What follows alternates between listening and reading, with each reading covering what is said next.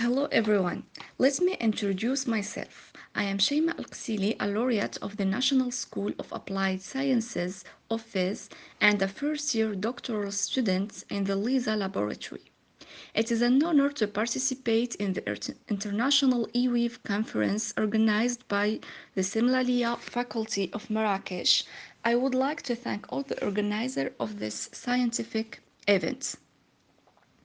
First, we will start with an introduction, then we will present the history of autonomous vehicles moving before moving on to vehicle communication technologies as well as intra-vehicle communication. And before concluding, we will present some application of AI in autonomous vehicles. Introduction. The world's population is growing at an unusual rate, and with it the frequent use of vehicles in urban areas. This is leading to an increase in road accidents as well as in the number of deaths and injuries daily. For several reasons, the stress of driving, driver inattention, traffic jams, etc. To ensure road safety, the world has been moving towards autonomous vehicles since the 1970s. These vehicles are constantly evolving so that they can take over the decision-making process from the driver, whether partially or completely. Decision making is based on advanced communication technologies such as V2V, V2I, and V2X. In-vehicle networks are the basis for intra and inter-vehicle communication, enabling the necessary data to be exchanged reliably and in real time. Now, moving on to the history of autonomous vehicle. The autonomous vehicle is not a recent concept. A robotics laboratory in Tsukuba proposed a prototype of an automated driving vehicle on a dedicated circuit in 1977. In 1986, Ernest Dykens and his team at the University of Munich pioneered the robotic van that could move completely autonomously without traffic. In 1987, it reached speeds of up to 60 kilometers per hour. The autonomous vehicle continues to evolve each year as shown in the timeline diagram. In general, the vehicle has 6 levels of automation as shown in these parts. Level 0, no automation, regular vehicles. Level 1, driving assistance, performing either lateral or longitudinal control tasks. Adaptive cruise control and lane keeping assistance are two examples of Level 1. Level 2, partial driving automation, performing both lateral and longitudinal control. As an example, GM Super Cruise and Nissan ProPilot Assist. Level 3, conditional driving automation. The system can perform object and event detection in response to a certain degree in addition to the control tasks. ODA 8 sedan is an example of this level. Level 4, high driving automation, handling emergencies autonomously and keeping the passenger safe with limited ODD, operational design domain. Level 5, high driving automation, the system is fully autonomous and its ODD is unlimited. In fact, there is no automation without communication and data exchange. There is the most communication technologies used in automobile. V2V communication allows the exchange of information between moving vehicles such as speed, location, etc.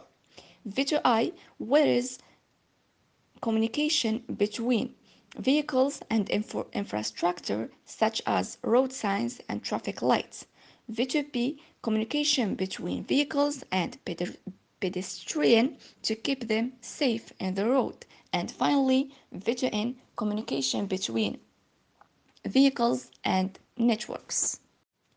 There is also communication between vehicles' electronic system called intra-vehicle communication through different protocols. CAN bus control area network useful for transmitting measured values and signals, and it supports distributed control system lean local interconnect network intended for low cost low range multiplexed communications in automotive networks. FlexRay, a high-speed communications system characterized by its reliability, deterministic capacity, and robustness against failures.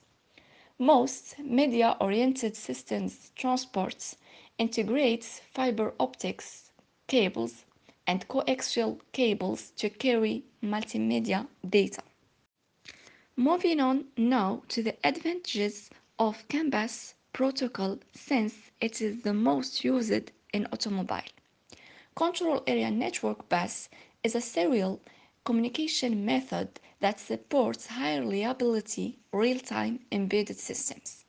The CAN bus protocol structure involves the following main properties: prioritization of messages, guaranteed latency times, configuration flexibility, reception of multiple sources with the time synchronization, multi-master operation, no master-slave hierarchy. In fact, there is no central device that controls communication, and each node has the capacity to initiate communication. This is useful in environments where responsiveness and coordination between multiple systems is essential.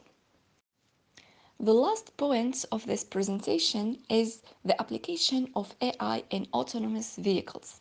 Autonomous vehicles use artificial intelligence in a variety of ways to operate safely and efficiently. Here are some of the key applications of AI in autonomous vehicles. Object perception and detection. Sensors such as cameras, lidars, and radars collect data about the vehicle surroundings. AI analyzes this data to detect and recognize pedestrian, other vehicles, road signs, traffic lights, etc. Driver safety and monitor system. AI can monitor driver condition to detect drowsiness, distraction, or other dangerous behaviors and take actions to prevent accidents. And finally, V2V and V2I communication. AI facilitates communication between autonomous vehicles and other vehicles as well as with road infrastructure, improving safety and the efficiency of the transport system. As a conclusion, my thesis subject entitled Intelligent Communication System Applied to an Autonomous Vehicle aims to design or improve an automobile communication system using one of the communication protocols previously seen and artificial intelligence due to its importance in this field. And finally, thank you for your attention.